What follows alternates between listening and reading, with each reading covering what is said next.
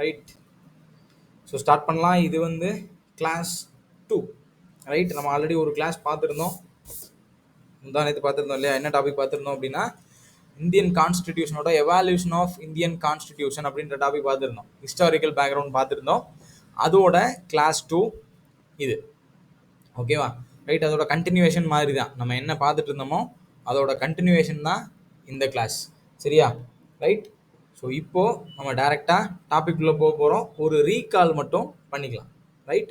இப்போ லாஸ்ட் கிளாஸில் நம்ம வந்து பிரிட்டிஷ் கொண்டு வந்த இம்பார்ட்டண்ட்டான ஆக்ட்ஸை ரெண்டாக பிரித்து ஃபஸ்ட்டு பார்ட் மட்டும் பார்த்துருந்தோம். அதாவது கம்பெனி ரூலோட ஆக்டை மட்டும் பார்த்துருந்தோம். கம்பெனி ரூலோட என்னென்ன ஆக்ட் அவங்க கொண்டு வந்தாங்க அப்படிங்கிறத மட்டும் பார்த்தோம். ஸ்டார்டிங் வித் என்னென்ன ஆக்ட் பார்த்துருந்தோம் லாஸ்ட் கிளாஸில் அப்படின்னா, ரெகுலேட்டிங் ஆக்ட் 1773, அதுக்கப்புறம் அமெண்டிங் ஆக்ட் பார்த்தோமா, ஆக்ட் ஆஃப் செட்டில்மெண்ட் 1781, அடுத்து bits India act 1784, bits India act.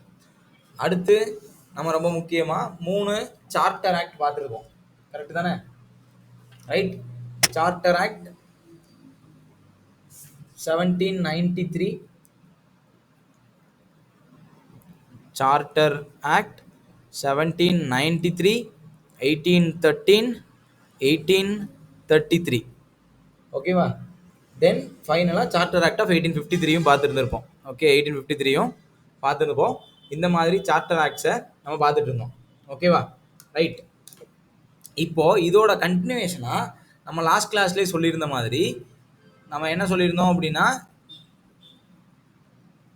Company ரூலோட அடுத்த ஸ்டெப் வந்து என்ன ஆயிருக்கும்னா க்ரோன் ரூலாக இருக்கும். லாஸ்ட் கிளாஸ்ல எழுதியிருப்பீங்க இல்லையா? க்ரோன் ரூல், அதாவது மன்னரின் ஆட்சி. இங்கிலாந்துலேருந்து டேரெக்டாக நம்மளை கண்ட்ரோல் பண்ண ஆரம்பிச்சிருப்பாங்க.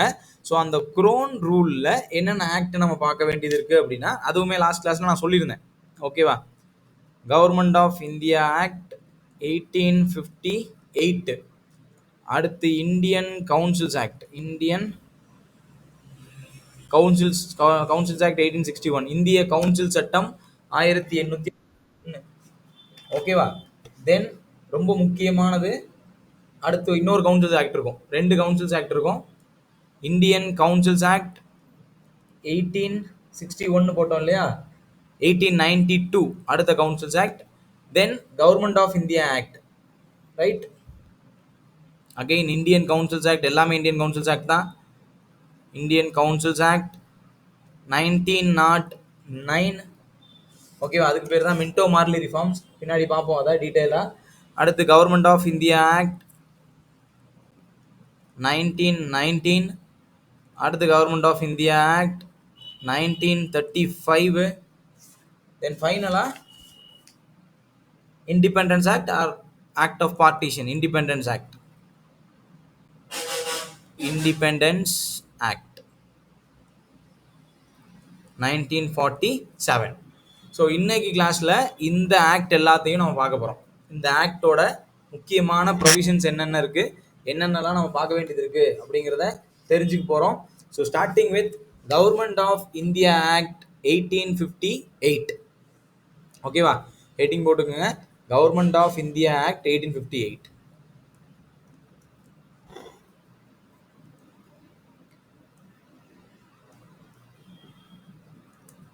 Government of India act 1858. ஓகேவா? இந்திய அரசு சட்டம் 1858. இந்திய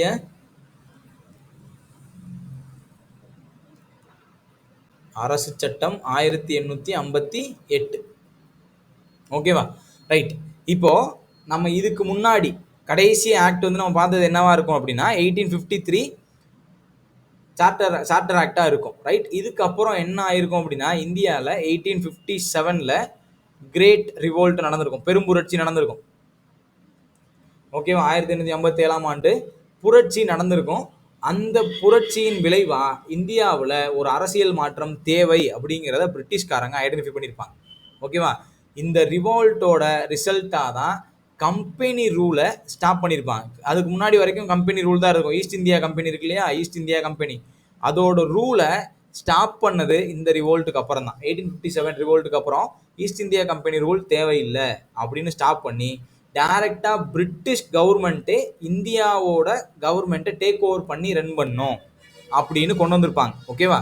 அதுக்கு தான் 1858 மகாராணியின் பேரறிக்கைன்னு ஒன்று ரிலீஸ் ஆகும். ஓகேவா? குவீனோட ஒரு டிக்ளரேஷன், ரைட்? அலகாபாத் டிக்ளரேஷன் அதுக்கு பேர் இருக்கும். ஸோ அதை நீங்கள் ஹிஸ்ட்ரியில் டீட்டெயிலாக படிப்பீங்க. எல்லாமே ஹிஸ்ட்ரியோட கலந்தது தான், ரைட்டா?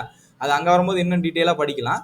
இப்போதைக்கு இங்கே இதை மட்டும் தெரிஞ்சுங்க. ரிவோல்ட் வந்திருக்கும். அந்த ரிவோல்ட்டோட ரிசல்ட்டாக கம்பெனி ரூலை ஸ்டாப் பண்ணிவிட்டு க்ரோன் ரூலுக்கு போயிருப்பாங்க. அதனால தான் 1858 இந்திய அரசு சட்டம் 1858 அப்படிங்கிறத கொண்டு வருவாங்க. இதுக்கு இன்னொரு பேர் என்ன அப்படின்னா act of good government in India. Act of good government in of India. Of India.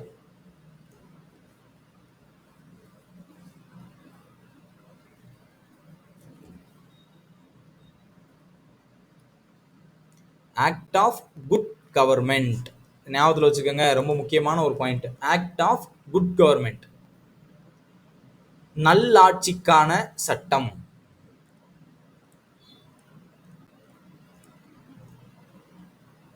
நல்லாட்சிக்கான சட்டம். இந்தியாவில் நல்லாட்சிக்கான சட்டம் வந்து இந்த சட்டத்தை தான் சொல்லுவாங்க. கவர்மெண்ட் ஆஃப் இந்தியா ஆக்டை தான் நல்லாட்சிக்கான சட்டம் அப்படின்னு சொல்லுவாங்க. ஓகேவா? ஸோ இதில் இம்பார்ட்டண்ட்டான ப்ரொவிஷன்ஸ் என்னென்ன இருந்தது அப்படிங்கிறத தெரிஞ்சுக்கலாம், ரைட்? ஸோ ஃபர்ஸ்ட் பாயிண்ட்டாக நம்ம என்ன தெரிஞ்சுக்க போகிறோம் அப்படின்னா, இதுலையுமே ஒரு நேம் சேஞ்ச் இருக்கும், ரைட்டா? டெசிக்னேஷன் சேஞ்ச் இருக்கும், அதை நோட் பண்ணிக்கோங்க, ரைட்? இப்போ என்ன டெசிக்னேஷன் சேஞ்ச் அப்படின்னா, நம்மளோட ஹெட்டை, ஓகே, கவர்மெண்டோட ஹெட் என்ன சொல்லி இருந்திருப்பாங்கன்னா கவர்னர் ஜெனரல் ஆஃப் பெங்கால் அப்படின்னு, கவர்னர் ஜெனரல் ஆஃப் இந்தியான்னு சொல்லிட்டு இருந்தாங்களா, ரைட்? ஃபர்ஸ்ட் என்னவா இருந்துச்சு? Governor general of Bengal. அது என்னவா மாறுச்சு? கவர்னர் ஜெனரல் ஆஃப் இந்தியான்னு மாறுச்சு. அதுக்கு முன்னாடி வரைக்கும் கவர்னர்னு மட்டும்தான் இருந்திருக்கும், கரெக்டா? 1773 கவர்னர் ஜெனரல்னு மாற்றுவாங்க. அதுக்கப்புறம் 1833 கவர்னர் ஜெனரல் ஆஃப் இந்தியான்னு மாற்றுவாங்க. இந்த ஆக்டில் என்ன பண்ணியிருப்பாங்கன்னா கவர்னர் ஜெனரல் ஆஃப் இந்தியாவை வைசிராய் அப்படின்னு மாற்றிருப்பாங்க. ஓகேவா? என்ன மாற்றிருப்பாங்க? வைசிராய்னு மாற்றிருப்பாங்க. ரொம்ப முக்கியமான ஒரு சேஞ்ச். தமிழ்லையுமே அப்படி தான் எழுதிக்கணும், வைசிராய். ஓகே, வைசிராய் தான் யார் அப்படின்னா அந்த கவர்னர் ஜெனரலுக்கு ஈக்குவலான நேம் சேஞ்ச். அவர் தான் head of the government. During 1858 அவர் நம்ம என்ன சொல்லுவோம்? வைசிராய்னு சொல்லுவோம். So the first viceroy is lord Canning. Lord Canning. Lord Canning தான் முதல் வைசிராய். நல்லா ஞாபகத்தில் வச்சுக்கணும், இது ரொம்ப முக்கியமான ஒரு கேள்வி, ரைட்டா? முதல் வைசிராய் வந்து லார்ட் கேனிங். ஓகேவா? அப்போ கவர்னர் ஜெனரல் ஆஃப் பெங்காலாக மாறுறாரு. Governor general of Bengal governor general of இந்தியாவாக மாறுறாரு. அதுலேருந்து கவர்னர் ஜெனரல் ஆஃப் இந்தியா என்ன ஆகிட்டாரு? வைசிராய் ஆகிட்டாரு. இதுக்கப்புறம் வைசிராய் அப்படிங்கிற வார்த்தையை தான் பயன்படுத்தியிருப்பாங்க. அடுத்து ஒரு முக்கியமான போஸ்ட்டை கிரியேட் பண்ணுறாங்க, secretary of state. Secretary of state. இந்தியாவுக்குன்னு ஒரு செயலாளர், ஓகேவா? செயலர். செக்ரட்டரி ஆஃப் ஸ்டேட் அப்படிங்கிற போஸ்ட்டை கிரியேட் பண்ணுறாங்க. இவர் தான் இனிமே இந்தியாவுக்கும் பிரிட்டிஷ் பார்லிமெண்ட்டுக்குமான கம்யூனிகேஷன் டூலாக இருப்பார். ஓகேவா? செக்ரட்டரி ஆஃப் ஸ்டேட்னு ஒரு போஸ்ட்டை கிரியேட் பண்ணுறாங்க. இந்த செக்ரட்டரி ஆஃப் ஸ்டேட் என்னவா இருப்பார்னா மெம்பர் ஆஃப் பிரிட்டிஷ் பார்லிமெண்ட்டாக இருப்பார். நான் சொல்கிறது புரியுதா? Member of British parliament. இவர் இந்தியாவுக்கும் பிரிட்டனுக்கும் இடையிலான ஒரு கம்யூனிகேட்டிங் டூலாக இருப்பார். இந்தியாவில் எப்படி நடக்குது, என்னென்ன செய்ய வேண்டியது இருக்குது அப்படிங்கிறத பிரிட்டனுக்கு கம்யூனிகேட் பண்ணி அங்கேருந்து தேவையானது இந்தியாவுக்கு கம்யூனிகேட் பண்ணுற மெயின் டூல் வந்து இந்த செக்ரட்டரி ஆஃப் ஸ்டேட் தான். ஓகேவா? Right? He has the complete controlling authority over Indian administration. ஓகேவா? ஒரு முழுமையான அதிகாரம் படைத்தவராக அவர் இருந்திருப்பார். complete authority over Indian administration.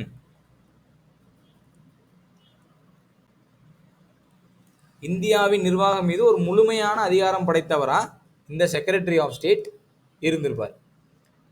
ஓகேவா, ரைட். அப்போ ரெண்டாவது பாயிண்டா செக்ரட்டரி ஆஃப் ஸ்டேட் அப்படிங்கிற போஸ்ட்டை கிரியேட் பண்ணுறாங்க. அடுத்து மூணாவது பாயிண்ட் என்ன பாயிண்ட்னா அட்வைசரி கவுன்சில் கிரியேட் பண்ணுறாங்க.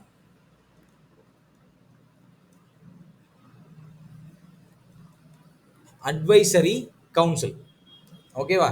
அட்வைசரி கவுன்சில் 15 மெம்பர் கவுன்சில், அது ஒரு 15 பேர் கொண்ட ஒரு குழு, ரைட். 15 மெம்பர் கவுன்சில், 15 பேர் கொண்ட ஒரு குழு உருவாக்கப்படுது. ஓகேவா. எதுக்காக அப்படின்னா நம்ம இப்போ செக்ரட்டரி ஆஃப் ஸ்டேட்னு ஒருத்தர் பார்த்தோமா, அவருக்கு சப்போர்ட் பண்ணுறதுக்காக, to support secretary of state. Secretary of ஸ்டேட்டை சப்போர்ட் பண்ணுறதுக்காக ஒரு 15 பேர் கொண்ட குழு உருவாக்கப்படுது. ஓகேவா, ரைட். அப்போ ஒரு அட்வைசரி கவுன்சில், ஆலோசனை குழு, தமிழில் வந்து ஆலோசனை குழுன்னு எழுதிக்கலாம்.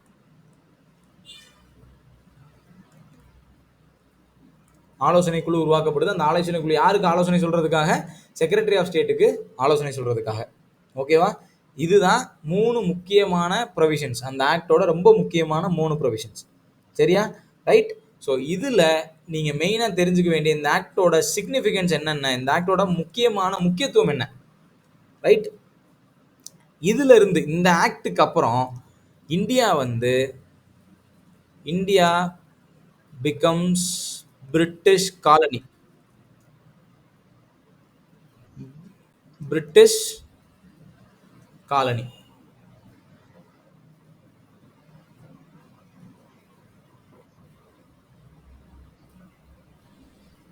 ஓகேவா, right. So India becomes British colony. பிரிட்டிஷோட காலனி ஆதிக்கத்துக்கு கீழே இந்தியா, நேரடி காலனி ஆதிக்கத்துக்கு கீழே இந்தியா வந்திருக்கும். அதுக்கு முன்னாடி வரைக்கும் கம்பெனி ரூல்ல தான் இருந்திருக்கும். பிரிட்டனுடைய நேரடி காலனி ஆதிக்கத்தின் கீழ் இந்தியா வந்திருக்கும்.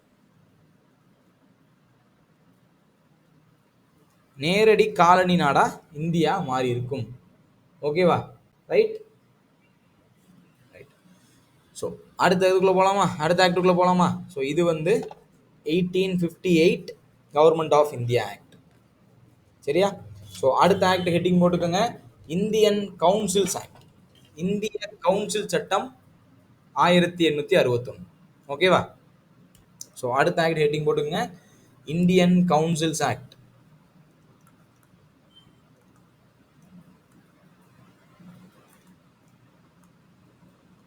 (1861). இந்திய கவுன்சில் சட்டம் 1861.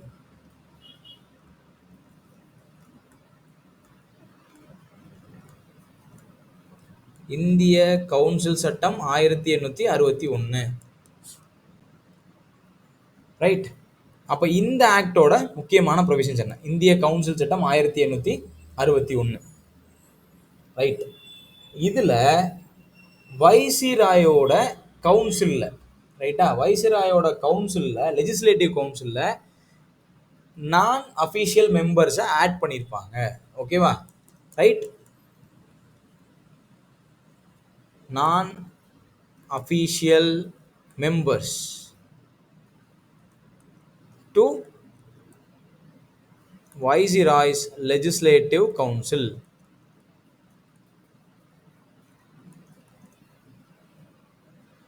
வைசிராயின் சட்டம் இயற்றும் குழுவில் நான் அஃபீஷியல் மெம்பர்ஸ், ரைட்டா, சிறப்பு உறுப்பினர்கள் அப்படின்ற மாதிரி கூட நீ அதை எழுதிக்கலாம்.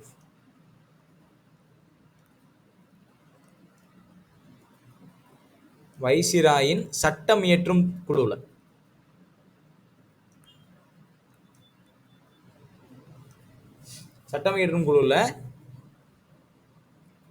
சிறப்பு உறுப்பினர்களை சேர்க்கிறதுக்கு அனுமதி அளிக்குது இந்த சட்டம்.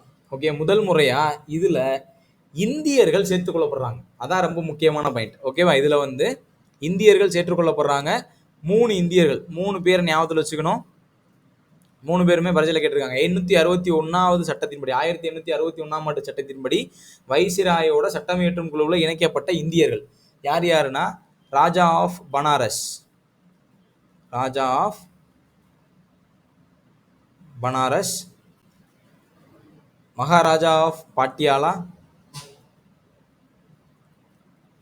Maharaja of Patiala, Sir Dinkar Rao, Sir Dinkar Rao. இவங்க 3 பேருமே வைஸ்ராயோட லெஜிஸ்லேட்டிவ் கவுன்சிலில் மெம்பர் ஆகுறாங்க. பனாரஸோட ராஜா, பனாரஸின் ராஜா, அதே மாதிரி பாட்டியாலாவோட ராஜா,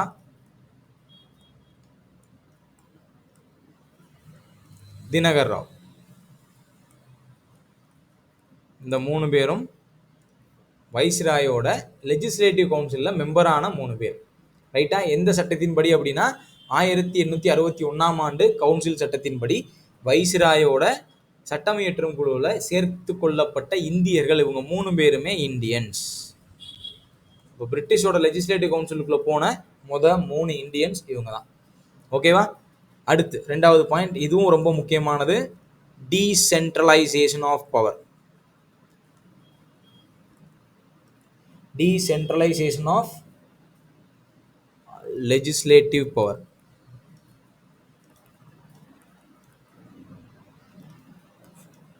சட்டம் இயற்றுவதில் அதிகார பகிர்வு. சட்டம் இயற்றுவதில்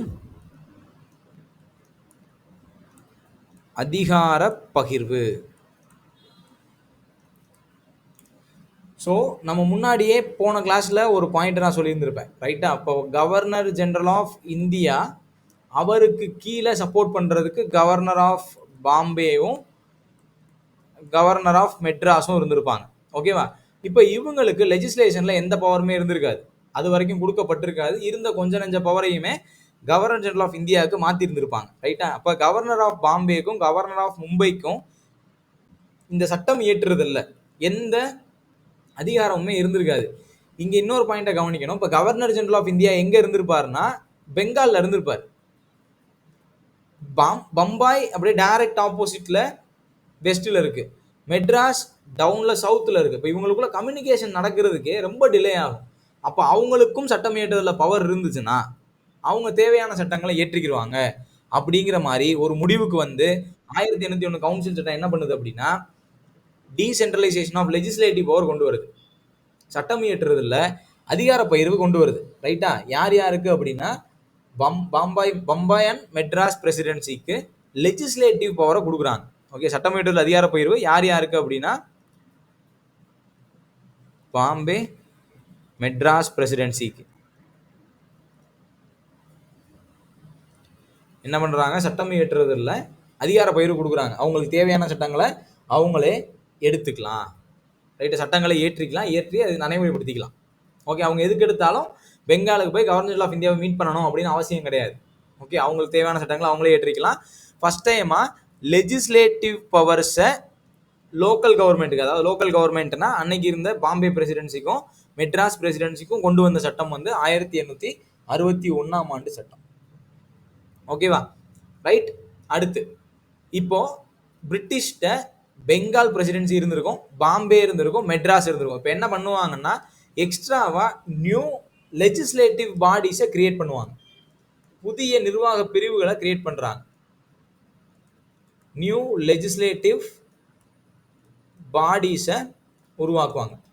ஓகேவா? ரைட். எங்கெங்க உருவாக்கியிருப்பாங்க அப்படின்னா new legislative bodies for north western frontier province, north western frontier province, அங்கேயும் பஞ்சாப்லையும் உருவாக்கியிருப்பாங்க. ஓகேவா? நார்த் வெஸ்டர்ன் ஃப்ரான்டியர் ப்ராவின்ஸ் அப்படின்னா வடமேற்கு எல்லைப்புற மாகாணங்கள். ஓகேவா? வடமேற்கு எல்லைப்புற மாகாணங்கள் எல்லாத்தையும் ஒருங்கிணைச்சு அங்க ஒரு நிர்வாக பிரிவு உருவாக்கப்பட்டிருக்கும். அப்போ புதிய நிர்வாக பிரிவுகள், ஓகேவா, புதிய நிர்வாக பிரிவுகளை உருவாக்குறாங்க.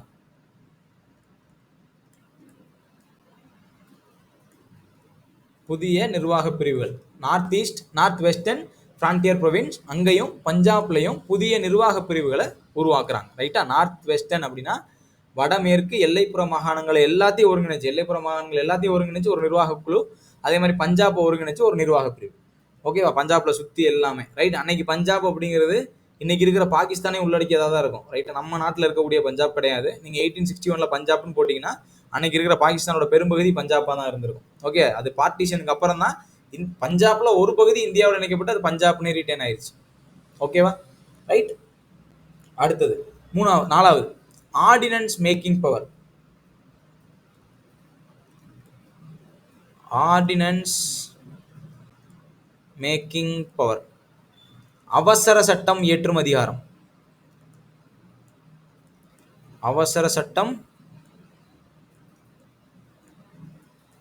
இயற்றும் அதிகாரம். அவசர சட்டம் இயற்றும் அதிகாரம், ஆர்டினன்ஸ் மேக்கிங் பவர். என்ன பண்றாங்க அப்படின்னா, அவசர காலங்கள்ல, right, during emergency times, during emergency times அவசர சட்டங்களை இயற்றுறதுக்கு. இப்போ அவசர சட்டத்துக்கும் சாதாரண ஒரு சட்டத்துக்கும் என்ன வித்தியாசம் அப்படிங்கிறது தெரிஞ்சுக்கலாம். இப்போ ஒரு ஆர்டினன்ஸ் எப்போ கொண்டு வரலாம் அப்படின்னா, இப்போ நீங்கள் லெஜிஸ்லேட்டிவ் கவுன்சில் வச்சிருக்கீங்க இல்லையா, ரைட், அந்த கவுன்சிலால செயல்பட முடியாத சமயங்கள்ல, ரைட், எக்ஸாம்பிளுக்கு ஒரு வார் நடக்குது, அப்போ உங்களால கூட்டத்தெல்லாம் கூட்ட முடியாது. அப்போ கூட்ட முடியாத சிச்சுவேஷன்ல நீங்க என்ன பண்ணிக்கலாம், ஆர்டினன்ஸை மேக் பண்ணிக்கலாம். அப்போ அந்த எமர்ஜென்சி டைம்ல ஆர்டினன்ஸ் மேக் பண்றதுக்கான பவரை கவர்னர் பெறார், அதாவது வைசிராய் பெறார். ஓகேவா? ரைட். கவர்னருக்கு என்ன கொடுக்குறாங்க, ஆர்டினன்ஸ் மேக்கிங் பவர் கொடுக்குறாங்க. ஓகேவா? கவர்னருக்கு ஆர்டினன்ஸ் மேக்கிங் பவர் கொடுக்குறாங்க டியூரிங் எமர்ஜென்சி பீரியட் மட்டும். ஓகேவா? Right. Governor in the sense viceroy. நம்ம திரும்ப அந்த பேருக்கு போயிடணும். வைசிராய்க்கு கொடுக்குறாங்க. வைசிராய் தானே ஹெட்டு, அவருக்கு வந்து ஆர்டினன்ஸ் மேக்கிங் பவர் இருக்கு. இந்த ஆர்டினன்ஸோட, அதாவது இந்த அவசர சட்டத்தினுடைய கால அளவு 6 மாதங்கள் மட்டுமே செல்லுபடியாகும். 6 மாதங்களுக்கு மட்டுமே செல்லுபடியாகும். அதுக்கு மேல தேவைன்னா நீங்க உங்களோட லெஜிஸ்லேட்டிவ் கவுன்சிலை கூட்டி அதுல சட்டம் இயற்றிக்கிறணும். சொல்றது புரியுதா உங்களுக்கு? ரைட். நீங்க உங்க லெஜிஸ்லேட்டிவ் கவுன்சிலை கூட்டி அதுல சட்டங்களை ஏற்றிக்கிறணும். அவசர சட்டத்தினுடைய கால அளவு 6 மாதங்கள் மட்டும்தான். இன்னைக்கும் இந்தியால இதுதான் நடைமுறையில் இருக்கு. ஓகேவா? ஆனா அங்க வைசிராய்க்கு பவர் கொடுத்திருந்தாங்க. இப்ப நம்மகிட்ட இருக்கிற குடியரசுத் தலைவருக்கு ஆர்டினன்ஸ் மேக்கிங் பவர் இருக்கு. அவசர சட்டம் இயற்றும் அதிகாரம் இன்னைக்கு இருக்கக்கூடிய குடியரசுத் தலைவருக்கு இருக்கு. இதே அதிகாரம் தான் 6 மாதங்கள் அளவுக்கு செல்லுபடியாகும். எப்பப்பெல்லாம் பார்லிமெண்ட்டை கூட்ட முடியலையோ அப்பெல்லாம் நம்ம அவசர சட்டம் கொண்டு வந்துக்கலாம். ஸ்டேட்ல கவர்னர் கொண்டு வரலாம், ஆளுநர் கொண்டு வரலாம். ஓகேவா? இப்போ ஏன் ஹிஸ்டாரிக்கல் பேக்ரவுண்டை படிக்கிறோம், இதை தெரிஞ்சுக்கிறோம் அப்படின்னா, இங்க இருந்து தான் எல்லாத்தையும் உருவி நம்ம அரசியலமைப்பு சட்டமா மாத்திருக்கோம். சொல்றது உங்களுக்கு புரியுதா? இங்க இருக்கக்கூடிய முக்கியமான பிரிவுகள் எல்லாத்தையும் எடுத்துதான் நம்ம அரசியலமைப்பு சட்டமா மாத்திருக்கோம். அதனாலதான் இதை தெரிஞ்சுக்கிறோம். ஓகேவா? ரைட். அடுத்தது creation of portfolio system. Portfolio system, creation of portfolio system. போர்ட்ஃபோலியோனா துறை ஒதுக்கீடு.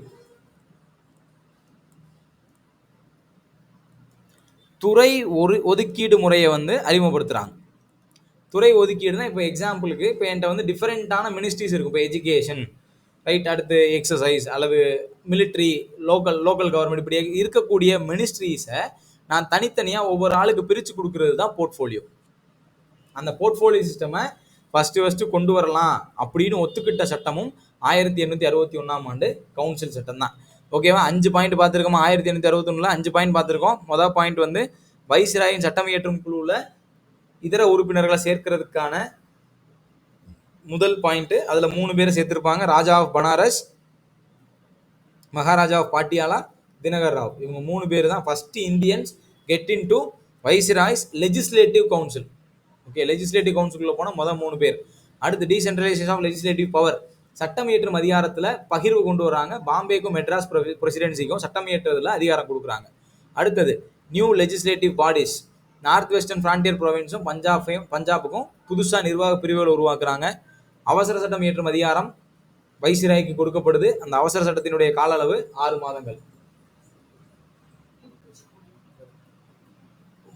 6 மாதங்களுக்கு கொடுக்கப்படுது. தென் கடைசியா போர்ட்ஃபோலியோ சிஸ்டமை உருவாக்க முயற்சி பண்றாங்க. ஓகேவா? ரைட். இதுதான் 1861ஓட முக்கியமான பிரிவுகள். ஓகேவா? அடுத்த ஆக்ட் போலாமா? ஹெட்டிங் போட்டுங்க. Indian councils act 1892. Indian councils act 1892. இந்திய கவுன்சில் சட்டம் 1892.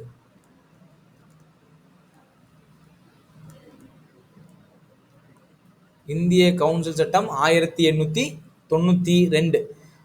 இதுல பெருசா முக்கியமான பாயிண்ட்னு எதுவும் இருக்காது. ஒரு பாயிண்ட் மட்டும்தான் நீங்க நல்லா ஞாபகத்தில் வச்சுக்க வேண்டியது. ஒரே ஒரு பாயிண்ட் மட்டும்தான்.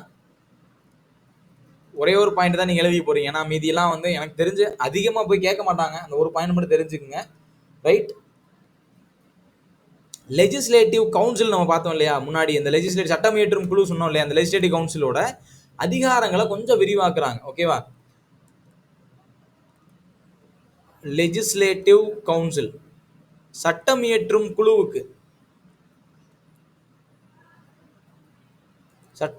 குழுவுக்கு ஒரு அதிகாரம், ஒரு படி மேல அதிகாரம் கொடுக்கப்படுது. என்ன அதிகாரம் கொடுக்கப்படுதுன்னா, to discuss about budget. To discuss about budget and ask questions.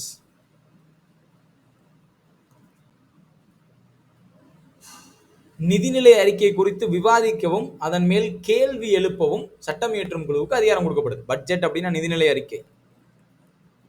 நீங்க தமிழ்ல பட்ஜெட் எழுதிக்கிட்டாலும் ஓகே தான். நிதிநிலை அறிக்கை குறித்து விவாதிக்கவும் அதன் மேல் கேள்வி எழுப்பவும் சட்டம் இயற்றும் குழுவுக்கு அதிகாரம் கொடுக்கப்படுது. இப்ப இங்க மொதல் பாயிண்ட் நீங்க என்ன புரிஞ்சுக்கணும் அப்படின்னா, இப்ப கவுன்சில்ல இந்தியன்ஸை மெம்பர் ஆக்கியாச்சு. இந்தியர்கள் அந்த கவுன்சில்ல இருக்காங்க. இப்ப பட்ஜெட்டை டிஸ்கஸ் பண்றதுக்கு நீங்க பாயிண்ட் கொடுத்துட்டீங்கன்னா, இந்தியன்ஸ் கேன் டிஸ்கஸ் பட்ஜெட். அப்ப முதல் முறையா பட்ஜெட் குறித்து இந்தியர்கள் விவாதிக்க வாய்ப்பு ஏற்படுத்தி கொடுத்தது வந்து 1892ஆம் ஆண்டு கவுன்சில் சட்டம். ரைட். கேள்வியை நல்லா உள்வாங்கி பதில் எழுதணும். என்ன கேட்குறாங்கன்றத புரிஞ்சுக்கோங்க. பட்ஜெட்டை ஃபர்ஸ்ட் டிஸ்கஸ் பண்ணலாம், அதை பேஸ் பண்ணி கொஸ்டின் கேட்கலாம் அப்படின்னு சொன்ன சட்டம் வந்து 1892ஆம் ஆண்டு கவுன்சில் சட்டம். இந்த ஒரு பாயிண்ட் தெரிஞ்சுக்கிட்டா போதும் இந்த ஆக்டில். மீதி நான் வந்து ஒரு பிடிஎஃப் ஷேர் பண்ணியிருப்பேன். அதில் எக்ஸ்ட்ரா பாயிண்ட்ஸ் இருக்கும். அதில் ரொம்ப இம்பார்ட்டண்டான மட்டும் நோட் பண்ணி பார்த்து வச்சுக்கோங்க. ஓகேவா? இந்த சட்டத்தில் இது போதும். ரைட். அடுத்து தான் ரொம்ப முக்கியமான ஒரு சட்டம் படிக்க போகிறோம். Indian councils act 1909. 1909. Indian council act 1909. 1909ஆம் ஆண்டு இந்திய கவுன்சில் சட்டம். இதுக்கு இன்னொரு பெயர் இருக்கு, Minto Marley reforms. Minto Marley reforms. Minto Marley சீர்திருத்தங்கள் அப்படின்னு சொல்லுவாங்க. ஓகேவா?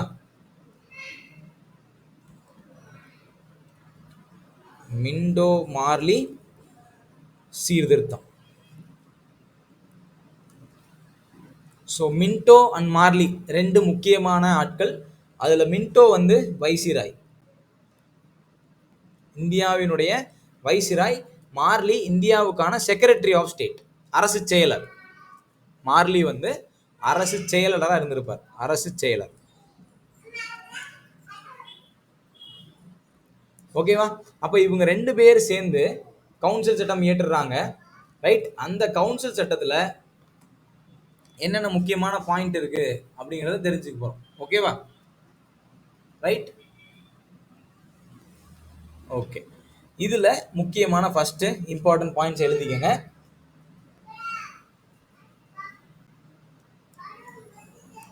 வைசிராயோட லெஜிஸ்லேட்டிவ் கவுன்சிலோட ஸ்ட்ரென்த்தை இன்க்ரீஸ் பண்றாங்க. ஓகேவா? லெஜிஸ்லேட்டிவ் கவுன்சிலை பத்தி தான் பார்த்துட்டு இருக்கோம். கண்டினியூஸா இதுதான் வந்துட்டு இருக்கு. லெஜிஸ்லேட்டிவ் கவுன்சிலோட ஸ்ட்ரென்த்தை 16 to 60 இன்க்ரீஸ் பண்றாங்க. ஓகேவா? Strength increased. சட்டம் இயற்றும் குழுவினுடைய அளவு, உறுப்பினர்களின் எண்ணிக்கை, சட்டம் இயற்றும் குழுவினுடைய உறுப்பினர் எண்ணிக்கை 16 to 60, 16ல இருந்து 60 மாறுது. எண்ணிக்கை 16ல இருந்து 60 உயர்த்தப்படுது. இதுதான் முக்கியமான பாயிண்ட். ஓகேவா? ரைட். லெஜிஸ்லேட்டிவ் கவுன்சிலோட ஸ்ட்ரென்த்தை இன்க்ரீஸ் பண்ணியிருப்பாங்க. ரைட். அடுத்து இந்த லெஜிஸ்லேட்டிவ் கவுன்சிலுக்கு எக்ஸ்ட்ரா பவர்ஸ் கொடுத்துருப்பாங்க, மேற்கொண்டு அதிகாரங்கள் கொடுக்கப்பட்டிருக்கும். ஓகே, எக்ஸ்ட்ரா பவர்ஸ்னா என்ன? இப்போ இங்கே வந்து டு டிஸ்கஸ் பட்ஜெட் மட்டும் தானே சொன்னோம். பட்ஜெட்டை டிஸ்கஸ் மட்டும் தான் பண்ண முடியும். ஆனால் இந்த ஆக்ட் என்ன சொல்லுச்சு அப்படின்னா எக்ஸ்ட்ரா பவர் ஒன்று கொடுத்துச்சு, to pass resolutions. To pass resolutions and ask supplementary questions.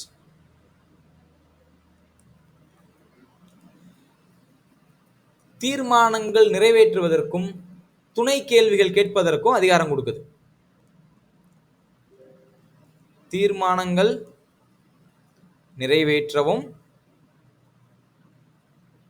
நிறைவேற்ற துணை கேள்விகள்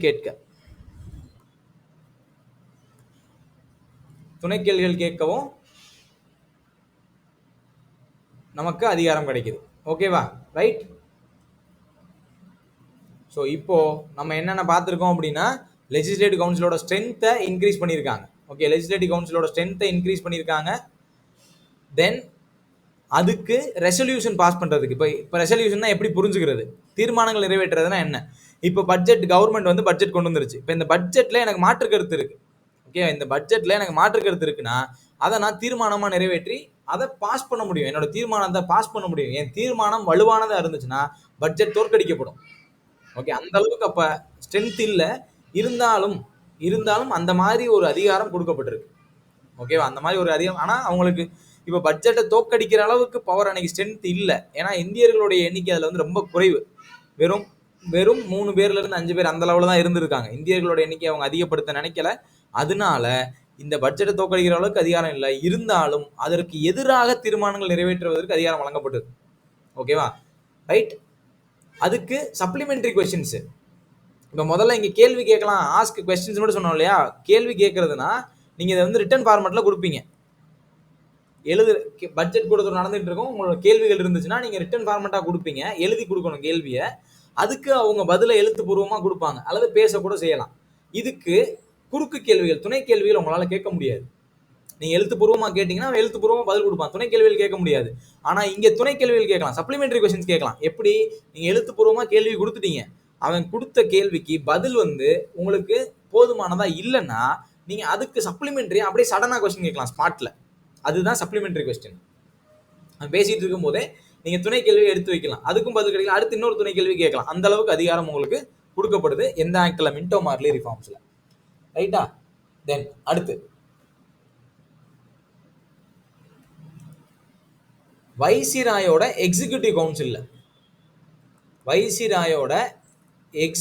கவுன்சில்ல ஒரு இந்தியருக்கு இடம் கொடுக்குறாங்க.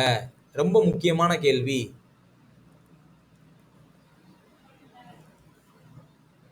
வைசிராயோட எக்ஸிக்யூட்டிவ் கவுன்சில் முன்னாடி இருந்து பார்த்துக்கிட்டு இருக்கோம் இல்லையா? இந்த எக்ஸிக்யூட்டிவ் கவுன்சில் தான் நிர்வாக குழு.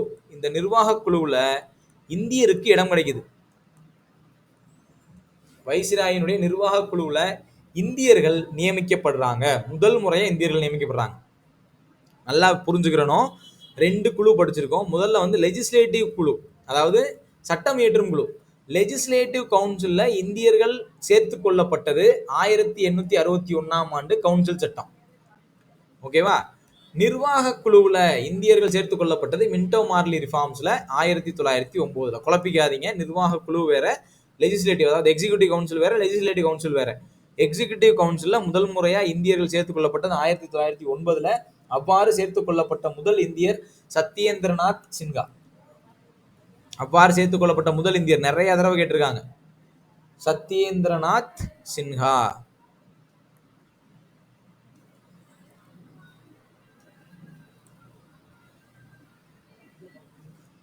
சத்யேந்திரநாத் சின்ஹா. சரியா? இவர் தான் முதல் முறையா எக்ஸிக்யூட்டிவ் கவுன்சிலில் அப்பாயிண்ட் ஆகிறார். First Indian Satyendranath Sinha. ஓகேவா? தென் அடுத்து தான் ரொம்ப ரொம்ப ரொம்ப இம்பார்ட்டண்ட்டான point, separate electorate. Separate electorate, தனித்தொகுதி அப்படிங்கிற கான்செப்ட். Separate electorate. இப்போ செப்பரேட் எலக்ட்ரேட் யாருக்கு கொடுக்குறாங்கன்னா, ஃபர்ஸ்ட் டைமா முஸ்லீம்ஸுக்கு கொடுக்குறாங்க. இஸ்லாமியர்களுக்கு தனி தொகுதி வழங்கப்படுது. முதல் முறையா தனி தொகுதி, செப்பரேட் எலக்ட்ரேட் அப்படிங்கிற கான்செப்டை கொண்டு வந்த சட்டம் எதுனா 1909 மின்டோ மார்லி. நிறைய தடவை பரிசையில் கேட்கப்பட்டிருக்கு, நல்லா புரிஞ்சுக்கோங்க. தனித்தொகுதினா என்ன? இங்க முஸ்லீம்ஸுக்கு மட்டும்தான் கொடுக்குறாங்க. இதை எக்ஸ்பேண்ட் பண்ணல, முஸ்லீம் மட்டும் தான் கொடுக்குறாங்க. இங்க நீங்க இன்னொன்று தெரிஞ்சுக்கணும், 1905 பார்ட்டிஷன் ஆஃப் பெங்கால்னு ஒன்று நடந்திருக்கும். பார்ட்டிஷன் ஆஃப் பெங்கால், வங்க பிரிவினை, கேள்விப்பட்டிருப்பீங்க நீங்க. வங்க பிரிவினை அப்படின்னு ஒன்று நடந்திருக்கும். வங்க பிரிவினையில் என்ன பண்ணியிருப்பாங்கன்னா, பெங்காலை ரெண்டா பிரிச்சிருப்பாங்க. ரைட்டா? முஸ்லீம்ஸ் இருக்கிறதெல்லாம் ஒரு பகுதியாகவும் இந்துக்கள் இருக்கிறதெல்லாம் ஒரு பகுதியாகவும் பிரிச்சிருப்பாங்க. இதுக்கு எதிராக மிகப்பெரிய போராட்டமே இந்தியா முழுக்க நடக்கும். வங்க பிரிவினை பண்ணக்கூடாது, இந்த மாதிரி நீங்க பண்ணக்கூடாது, அவங்க அட்மினிஸ்ட்ரேட்டிவ் ரூல்னு சொல்லுவாங்க. ஆனா முஸ்லீம்களுக்கும் இந்துக்களுக்கும் எதிரான மனநிலையை உருவாக்கணும். அப்படி உருவாக்குனாதான் நம்மளால இந்தியால ஆட்சி செய்ய முடியும்ன்ற எண்ணம் பிரிட்டிஷ்காரங்களுக்கு வலுவா இருந்துச்சு. அவங்க அதை ரொம்ப தொடர்ந்து செஞ்சுக்கிட்டே இருந்திருப்பாங்க. ஓகேவா? அதுல மொத அவங்க செஞ்சதுதான் இந்த வங்க பிரிவினை 1905. இப்ப இந்த வங்க பிரிவினைக்கு அப்புறம் அது பெரிய தீவிர போராட்டம் ஆகுது. அதோட சேர்த்து 1909 செப்பரேட் எலக்ட்ரேட் கொடுக்குறாங்க, தனி தொகுதி கொடுக்குறாங்க. அதாவது முஸ்லீம் மெம்பர், ரைட்டா, முஸ்லீம் மெம்பர் முஸ்லீம் ஓட்டரால மட்டும்தான் அப்பாயிண்ட் ஆக முடியும். ஓகேவா? தனி தொகுதியோட அர்த்தம் என்னன்னா, Muslim members can be appointed or elected, எப்படினாலும் வச்சுக்கோங்க, appointed or elected by Muslim voters. இஸ்லாமிய வாக்காளர்கள் மூலமா மட்டும்தான் இஸ்லாமிய உறுப்பினரை தேர்ந்தெடுக்க முடியும். அப்ப ஹிந்துக்கள் ஒரு இஸ்லாமிய உறுப்பினருக்கு வாக்களிக்க முடியாது. அப்ப அவங்க என்ன நினைச்சாங்கன்னா, முஸ்லீம்ஸுக்கு ஒரு தனியா இம்பார்ட்டன்ஸ் கிடைக்கும் அப்படின்னு முஸ்லீம்கள் நம்பினாங்க அன்னைக்கு இருந்த நிலைமையில. ரைட்டா? அப்ப முஸ்லீம்களுக்கு தனி தொகுதிக்கு என்ன அர்த்தம்? இது Muslim voters can vote only for a Muslim member. ஓகேவா? அப்போ முஸ்லீம் மெம்பருக்காக மட்டுமே இந்த கொண்டு வர்றாங்க செப்பரேட் எலக்ட்ரேட். முதல் முறையா இந்தியாவில் தனி தொகுதி எப்போ கொண்டு வரப்படுதுன்னா 1909 கொண்டு வரப்படுது. இஸ்லாமியர்களுக்கு மட்டும், வேற யாருக்கும் கிடையாது. ஓகேவா? ரைட். இதை தான் என்ன சொல்லுவாங்கன்னா, இதுக்கு ஒரு நல்ல பேர் இருக்கு, கம்யூனலிசம் அப்படின்னு ஒரு வார்த்தை இருக்கு, கேள்விப்பட்டிருக்கீங்களான்னு தெரியல. கம்யூனலிசம் அப்படின்னா தமிழ்ல வகுப்புவாதம் அப்படின்னு பேர். மக்களை, இது ஒரு செப்பரேஷன் டூல், மக்களை செப்பரேட் பண்றது. நீ இந்து, நீ முஸ்லிம், நீ பார்சி, நீ கிறிஸ்டின் அப்படின்னு செப்பரேட் பண்ணி ரூல் பண்றது. அப்படி செப்பரேட் பண்ணும்போது அவங்களுக்குள்ள ஆட்டோமேட்டிக்கா சண்டை வர ஆரம்பிக்கும். இப்போ நீங்க செப்பரேட் எலக்ட்ரேட் கொடுத்துட்டீங்க, இது முஸ்லீமுக்கு சந்தோஷமா இருந்ததுன்னா அதுக்கு ஆப்போசிட்டா இருக்கிற இன்னொரு ரிலீஜனுக்கு அது கஷ்டமா இருக்கும், அல்லது ஏத்துக்க முடியாததா இருக்கும். அப்போ அவங்க அதுக்கு எதிராக சண்டை போடுவாங்க. அப்போ முஸ்லீமுக்கும் இந்துக்கும் இடையில சண்டை வரும். ரூல் பண்றது ஈஸி அப்படின்னு பிரிட்டிஷ் நம்பினதுனால இதை எக்ஸிக்யூட் பண்றாங்க. இதுதான் பின்னால வளர்ந்து வளர்ந்து வளர்ந்து இடஒதுக்கீடா மாறுது. இன்னைக்கு இருக்கிற ரிசர்வேஷன் சிஸ்டமோட ஸ்டார்டிங் பாயிண்ட் இதுதான். மெதுவா வளருது. இப்போ முஸ்லீம் கொடுக்குறாங்க, அடுத்து அதை எக்ஸ்பேண்ட் பண்ணுவாங்க, அதுக்கப்புறம் அது தாழ்த்தப்பட்ட மக்களுக்கு போகும், அது இடஒதுக்கீடா மாறும். ஓகேவா? இதுதான் ஸ்டார்டிங் பாயிண்ட். இதை தான் நம்ம கம்யூனலிசம் அப்படின்னு சொல்றோம். இங்க நல்ல பாயிண்ட் ஒன்று ஞாபகத்தில் வச்சுக்கோங்க. கம்யூனலிசமை லீகலைஸ் பண்ண ஆக்ட், சட்டப்பூர்வமாக்குனது, லீகலைசேஷன் ஆஃப் கம்யூனலிசம் அப்படின்னு கேட்டாங்கன்னா 1909 வகுப்புவாதத்தை சட்டப்பூர்வமாக்கிய சட்டம். லீகலைசேஷன் ஆஃப் கம்யூனலிசம், கம்யூனிசம் இல்ல, கம்யூனலிசம், வகுப்புவாதத்தை சட்டப்பூர்வமாக்கிய சட்டம் 1909 இந்திய கவுன்சில் சட்டம் அல்லது மின்டோ மார்லி சட்டம். ஓகேவா? ரைட். இது வரைக்கும் நம்ம என்ன தெரிஞ்சுக்கிறோம்? இந்தியன் கவுன்சில்ஸ் ஆக்ட்ல மின்டோ மார்லி ரிஃபார்ம்ஸை பார்த்தாச்சு. ஓகேவா? லெஜிஸ்லேட்டிவ் கவுன்சில் மெம்பர்ஸோட கவுண்ட் இன்க்ரீஸ் பண்றாங்க. பட்ஜெட்டுக்கு ஆப்போசிட், அதாவது தீர்மானங்கள் நிறைவேற்றுவதற்கும் துணைக்கேள்விகள் கேட்பதற்கும் அதிகாரம் கொடுக்குறாங்க. அடுத்து எக்ஸிகியூட்டிவ் கவுன்சிலில் ஃபர்ஸ்ட் டைம் ஒரு இந்தியனை மெம்பர் ஆக்குறாங்க, அவர் பேர் சத்யேந்திரநாத் சின்ஹா. அடுத்து செப்பரேட் எலக்ட்ரேட் கொடுக்குறாங்க, யாருக்குன்னா இஸ்லாமியர்களுக்கு. இஸ்லாமிய வாக்காளர்கள் இஸ்லாமிய உறுப்பினருக்கு மட்டும்தான் வாக்கு செலுத்த முடியும் அப்படிங்கிற மாதிரி ஒன்று கொண்டு வராங்க. அதுக்கு பேர் தான் நம்ம கம்யூனலிசம் அப்படிங்கிறோம். கம்யூனலிசமை லீகலைஸ் பண்ண சட்டம், சட்டப்பூர்வமாக்கிய சட்டம் வந்து 1909ஆம் ஆண்டு மின்டோ மார்லி சட்டம். ஓகேவா, ரைட். அடுத்தது போலாமா? Government of India act 1919. Government of India act 1919. இந்திய அரசு சட்டம் 1919. இந்திய அரசு சட்டம் 1919. இதுக்கு இன்னொரு பேர் இருக்கு, Montagu Chelmsford act. Montagu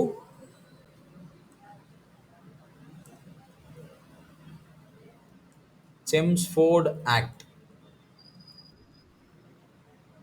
Montagu Chelmsford சட்டம் அப்படின்னு நம்ம இதை சொல்றோம்.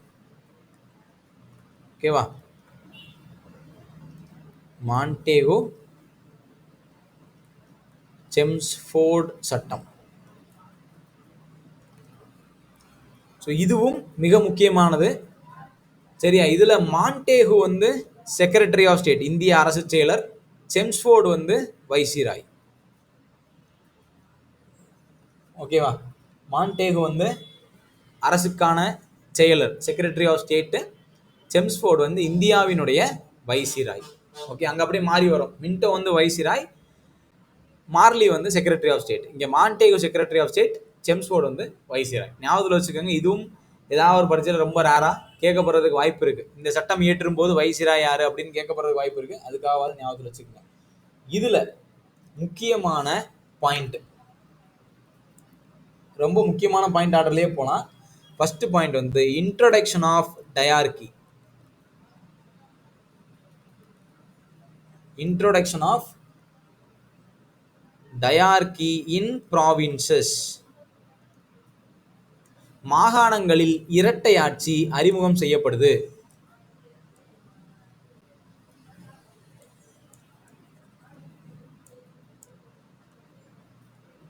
மாகாணங்களில் இரட்டை ஆட்சி.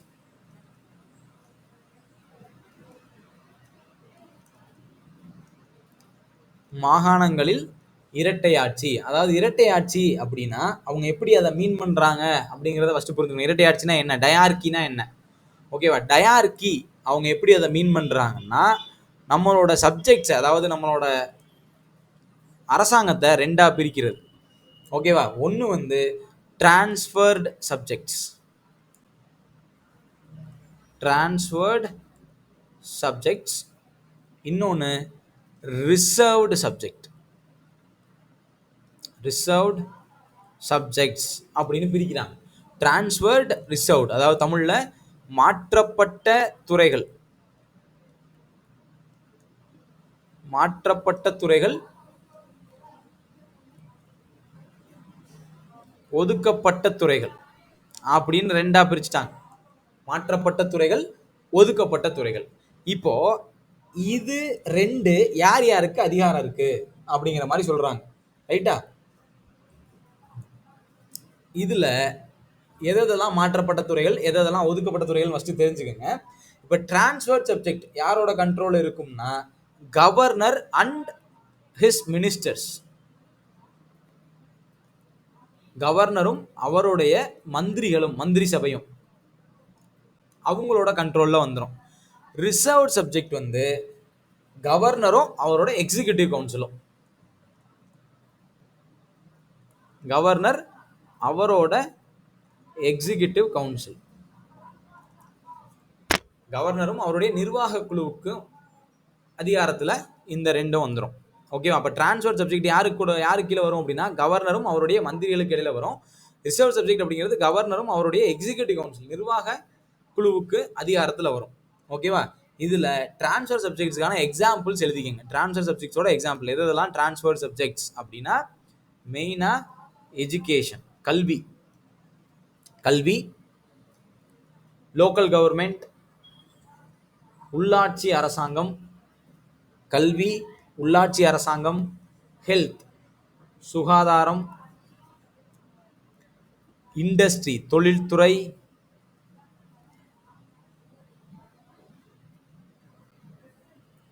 பப்ளிக் ஒர்க்ஸ் பொதுத்துறை, public work etcetera. Public works அப்படின்னா பொதுப்பணித்துறை அல்லது பொதுத்துறை. அப்ப இது எல்லாமே டிரான்ஸ்ஃபர்ட் சப்ஜெக்ட்ஸா இருக்கு, மாற்றப்பட்ட துறைகளா இருக்கு. இதனுடைய அதிகாரம் கவர்னருக்கும் அவருடைய மந்திரி சபைக்கு மட்டும் வழங்கப்படுது. ஓகேவா? ரிசர்வ்ட்ல என்னென்ன வருதுன்னா, ரிசர்வ்ட்ல ரொம்ப சிம்பிளான law and order. Law and order, law and ஆர்டர்னா சட்டம் ஒழுங்கு, இரிகேஷன் நீர்ப்பாசனம், இரிகேஷன்னா நீர்ப்பாசனம், ஃபினான்ஸ் நிதித்துறை, ஃபினான்ஸ் நிதித்துறை, land revenue, land revenue, finance நிதித்துறை, லேண்ட் ரெவென்யூ நில வருவாய் எக்ஸெட்ரா. இந்த துறைகள் எல்லாம் ஒதுக்கப்பட்ட துறைகளா இருக்கு, ரிசர்வ் சப்ஜெக்ட்ஸா இருக்கு. ஓகேவா? அப்போ இங்க நீங்க என்ன தெரிஞ்சுக்கணும்னா, அப்ப இந்த இடத்துல நம்ம இப்பதான் ஒரு பாயிண்ட் போனதுல பார்த்தோம், எக்ஸிகியூட்டிவ் கவுன்சில இந்தியன்ஸ் அப்பாயிண்ட் பண்ண ஆரம்பிச்சிட்டாங்க. பார்த்தோமா ஒரு பாயிண்ட், சத்யேந்திரநாத் சின்ஹா அப்பாயிண்ட் பண்ணிட்டாங்க. அப்ப இந்தியன்ஸ் வந்து எக்ஸிகியூட்டிவ் கவுன்சில்ல போயிட்டாங்க. அப்ப எக்ஸிகியூட்டிவ் கவுன்சிலுக்கு எக்ஸ்ட்ரா பவர்ஸ் கிடைக்க ஆரம்பிக்குது. லா அண்ட் ஆர்டர் சம்பந்தமா டிசிஷன் எடுக்கிறதுக்கு, இரிகேஷன், ஃபினான்ஸ், லேண்ட் ரெவன்யூ இது சம்பந்தமா டிசிஷன் எடுக்கிறதுக்கு எக்ஸிகியூட்டிவ் கவுன்சிலுக்கு அதிகாரம் வருது. எக்ஸிகியூட்டிவ் கவுன்சிலுக்கு அதிகாரம் வருதுன்னா அங்க இருக்கக்கூடிய இந்தியர்களுக்கும் அதிகாரம் வருது. அவ்வளவுதான். ஓகேவா? ரைட். அப்ப இது முதல் பாயிண்ட், ரொம்ப முக்கியமான பாயிண்ட், டயார்கி அப்படிங்கிற கான்செப்ட். மாகாணங்களில் இரட்டை ஆட்சியை அறிமுகப்படுத்திய சட்டம். மாகாணங்களில் இரட்டை ஆட்சியை அறிமுகப்படுத்திய சட்டம் எது? 1919ஆம் ஆண்டு இந்திய அரசு சட்டம் அல்லது மாண்டேகு செம்ஸ்ஃபோர்ட் சட்டம். ஞாபகத்தில் வச்சுக்கலாமா? ரைட். அடுத்த பாயிண்ட், செப்பரேஷன் ஆஃப் பட்ஜெட். ரெண்டாவது பாயிண்ட் வந்து செப்பரேஷன் ஆஃப் பட்ஜெட். யாருக்கு செப்பரேஷன் ஆஃப் பட்ஜெட்? இப்ப மாகாணங்கள் இருக்கு, சென்டர் இருக்கு. அப்போ சென்டர் அண்ட் ஸ்டேட்ன்ற மாதிரி வச்சுக்கலாமா? சென்டர் ஸ்டேட், அதாவது மாகாணங்கள், ப்ராவின்சஸ். முதல்ல பெங்கால் இருந்துச்சுல மத்திய அரசாங்கம், அவங்க மட்டும்தான் பட்ஜெட் போடுவாங்க. ப்ராவின்சஸ் தனியா பட்ஜெட் போட முடியாது. மத்திய அரசாங்கம் என்ன சொல்லுதோ அதை கேட்கணும். முதல் முறையா ப்ராவின்சஸ்க்கு, மாகாணங்களுக்கு பட்ஜெட் இயற்றும் அதிகாரம் வழங்கப்படுது. ஓகேவா? மாகாணங்களுக்கு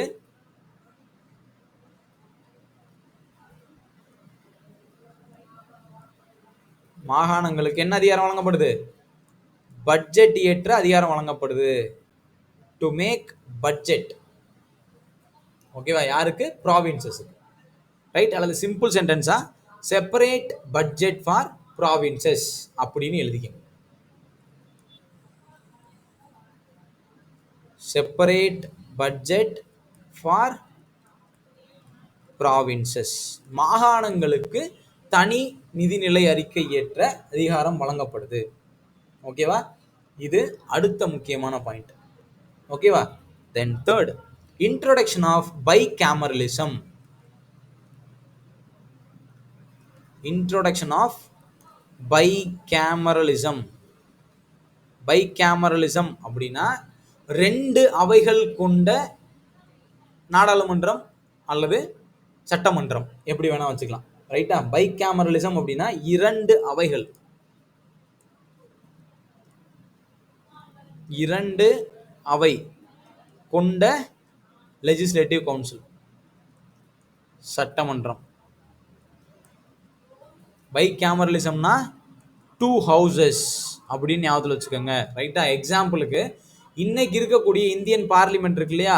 இன்னைக்கு இருக்கக்கூடிய இந்திய பார்லிமெண்ட் வந்து ரெண்டு ஹவுசஸ் இருக்கும். ஒன்று வந்து லோக்சபா, ராஜ்யசபான்னு நீங்க கேள்விப்பட்டிருப்பீங்க, பேப்பர்லாம் படிச்சிருப்பீங்க. இதுக்கு பேர் தான் பைகேமரலிசம்.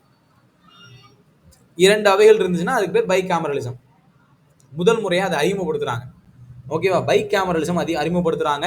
என்ன பேர் அவங்க வைக்கிறாங்கன்னா, இன்னைக்கு நம்ம லோக்சபா ராஜ்யசபான்னு சொல்றோம், அன்னைக்கு வந்து அப்பர் ஹவுஸ் லோயர் ஹவுஸ் அப்படின்னு மட்டும் கொண்டு வர்றாங்க. Appar house lower house. Appar house அப்படின்னா மேலவை, கீழவை அப்படின்னு கொண்டு வர்றாங்க. மேலவை கீழவை கொண்டு வரப்படுது.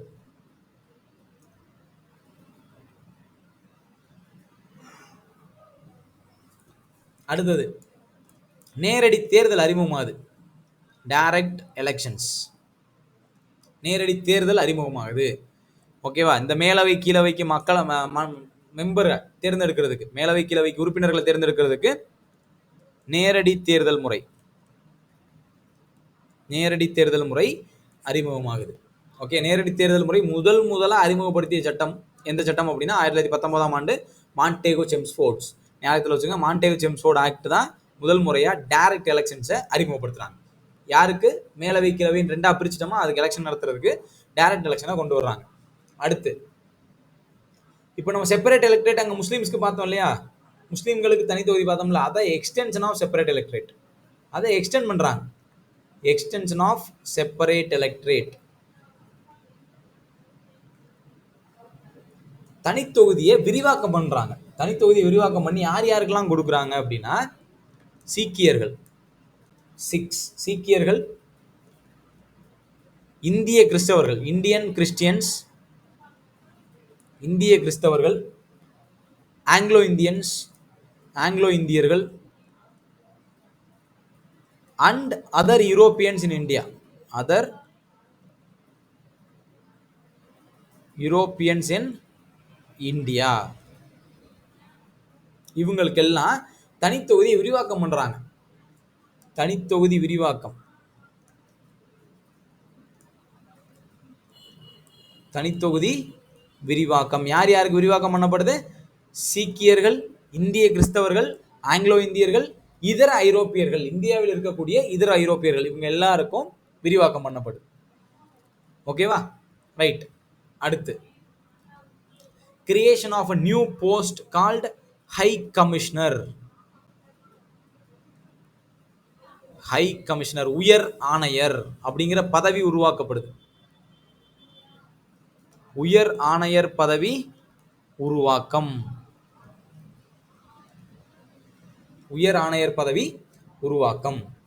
ரைட்டா? எதுக்காக உருவாக்குறாங்கன்னா, நம்ம ஆல்ரெடி செக்ரட்டரி ஆஃப் ஸ்டேட் அப்படின்னு ஒருத்தரை பார்த்தோம். அவருக்கு நிறைய பொறுப்புகள் இருந்தது. அதுல இருந்து சில பொறுப்புகளை பிரிச்சு இந்த ஹை கமிஷனர்கிட்ட கொடுத்துருப்பாங்க. ஓகேவா? அதுக்கு தான் ஹை கமிஷனர் அப்படிங்கிற பேர்.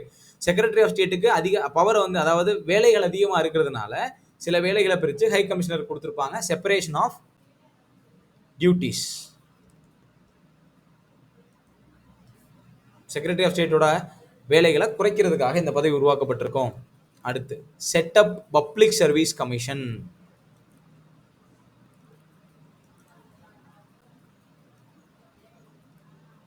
அரசு பணி தேர்வாணையத்துக்கு அடித்தளம் இடப்படுது. ஓகேவா? 1926ஆம் ஆண்டு பப்ளிக் சர்வீஸ் கமிஷன் உருவாக்கப்படுது. அரசு பணியாளர் தேர்வாணையம் இந்தியாவில் உருவாக்கப்படுது. அரசு பணியாளர் தேர்வாணையம் உருவாக்கப்படுது. ஓகேவா? இந்தியாவில் முதலாக அரசு பணியாளர் தேர்வாணையம் உருவாக்குவதற்கு அடித்தளமிட்ட சட்டம் 1919ஆம் ஆண்டு மாண்டேகோ செம்ஸ்ஃபோர்ட். ஞாபகத்தில் வச்சுக்கோங்க. அதை வச்சுதான் 1926ல் பப்ளிக் சர்வீஸ் கமிஷன் செட்டப் ஆகுது. இன்னைக்கு இருக்கிற யூபிஎஸ்சி இருக்கு இல்லையா, யூனியன் பப்ளிக் சர்வீஸ் கமிஷன், இதுதான் இந்த 1926ல் உருவாகுது. அதோட நவீனமயமாக்கப்பட்ட வடிவம் தான் யூபிஎஸ்சி. புரிஞ்சா? ரைட். ஸோ இதுதான் நீங்கள் மாண்டேகோ செம்ஸ்ஃபோர்டில் தெரிஞ்சுக்க வேண்டிய பாயிண்ட். மாண்டேகோ செம்ஸ்ஃபோர்ட் இதோட முடியுது. என்னென்ன பாயிண்ட்னு பார்த்துக்கோங்க. ஃபர்ஸ்ட் டைமாக டயார்கி இம்ப்ளிமெண்ட் பண்ணுறாங்க. பட்ஜெட், தனியாக பட்ஜெட் இயற்ற இம்ப்ளிமெண்ட் பண்ணுறாங்க. பைகேமரலிசம், 2 அவைகள் கொண்ட சட்டமன்றங்கள் உருவாக்கப்படுது. நேரடி தேர்தல் முறை அறிமுகப்படுத்துகிறாங்க. தனி தொகுதிகளை விரிவாக்கம் செய்கிறாங்க. ஹை கமிஷனர், உயர் ஆணையர் அப்படிங்கிற பதவி உருவாக்குறாங்க. அரசு பணி தேர்வாணையம் உருவாக்க அடித்தளம் பண்றாங்க. ஓகேவா? ரைட். அடுத்து மிக முக்கியமான சட்டம் 1935ஆம் ஆண்டுக்கான கவர்மெண்ட் ஆஃப் இந்தியா ஆக்ட், இந்திய அரசு சட்டம். Government of India act 1935. 1935ஆம் ஆண்டுக்கான இந்திய அரசு சட்டம். இதுல நீங்க என்னென்னலாம் தெரிஞ்சுக்கணும்? ரொம்ப முக்கியமான சட்டம்.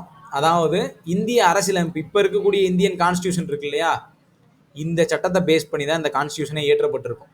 Major part government of India 1935 தான். ஓகேவா? 1935ஆம் ஆண்டு அரசு சட்டத்தின் மூலமாக தான் இன்னைக்கு இருக்கிற அரசியலமைப்பினுடைய பெரும் பகுதிகள் உருவாக்கப்பட்டிருக்கும். புரிஞ்சுதா? ரைட். ஸோ இதை நம்ம என்ன சொல்லுவோம் அப்படின்னா white paper on constitutional reforms அப்படின்னு சொல்லுவோம். ஞாபகத்தில் வச்சுக்கணும், white paper on constitutional reforms. அரசியல் அமைப்பு சீர்திருத்தங்களுக்கான வெள்ளை அறிக்கை அப்படின்னு நம்ம இதை சொல்றோம். ஓகேவா? அரசியல் அமைப்பு சீர்திருத்தத்திற்கான வெள்ளை அறிக்கை அப்படிங்கிற வார்த்தையை பயன்படுத்துறோம். அரசியல் அமைப்பு சீர்திருத்தத்திற்கான வெள்ளை அறிக்கை அப்படின்னு எந்த சட்டத்தை சொல்லுவோம்? 1935ஆம் ஆண்டு அரசு சட்டத்தை சொல்லுவோம். அரசியல் அமைப்பு சீர்திருத்தத்திற்கான வெள்ளை அறிக்கை. ஓகேவா? ஸோ இதுல என்னென்ன முக்கியமான ப்ரொவிஷன்ஸ் அப்படின்றத ஃபர்ஸ்ட் பார்க்கலாம். So first point provincial autonomy. Provincial மாகாண சுதந்திரம்.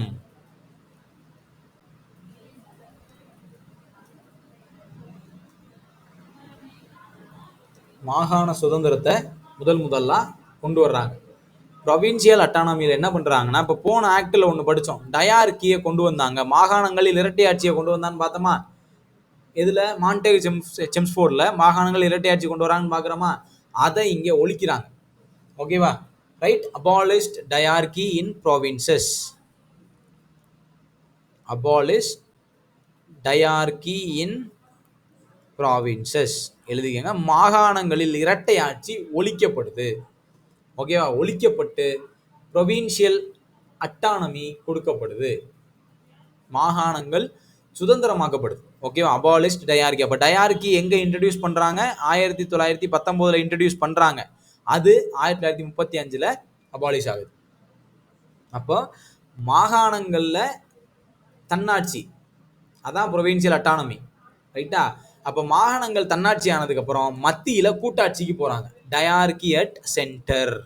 அடுத்த பாயிண்ட் டயார்கி அட் சென்டர். மத்தியில் கூட்டாட்சி.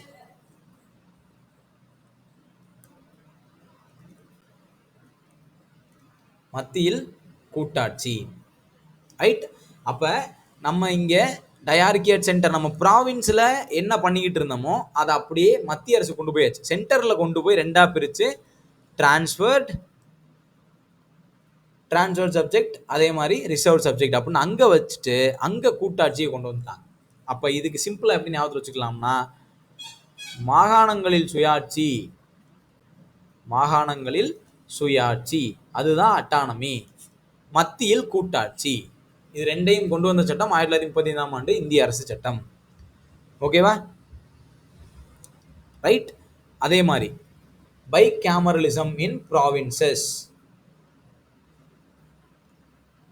பைகேமரலிசம் இன் ப்ராவின்சஸ். மாகாணங்களில் இரண்டவை சட்டமன்றம். அங்க வந்து மத்தியில் கொண்டு வந்தோமா, அதே மாதிரி இப்போ மாகாணத்தில் கொண்டு வந்தாச்சு. மாகாணங்களில் இரு அவை சட்டமன்றம். எங்கெங்க? 6 மாகாணங்கள்ல கொண்டு வராங்க. அன்னைக்கு இருந்த 6 மாகாணங்கள்ல கொண்டு வராங்க.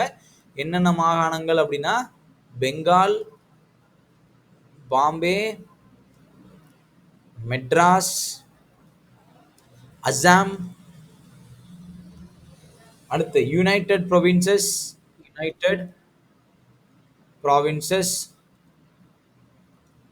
தென் பீகார்.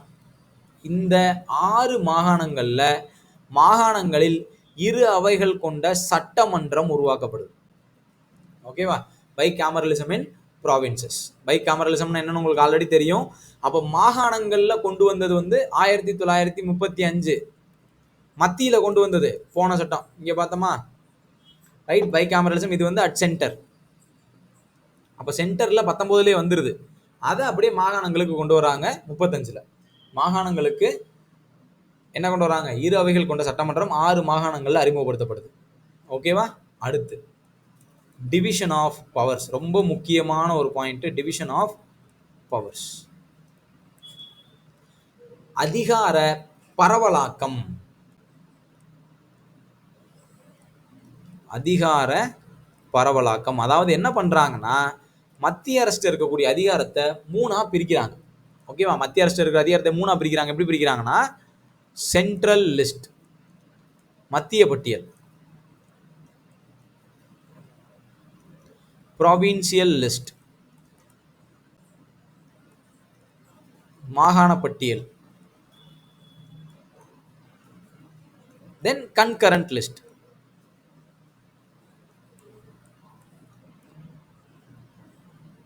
தென் கன்கரண்ட் லிஸ்ட் பொதுப்பட்டியல். அப்ப பேர்லயே இருக்குல்லையா, அப்ப எனக்கு இருக்கக்கூடிய அதிகாரத்தை நான் 3ஆ ஸ்பிளிட் பண்ணிட்டேன்.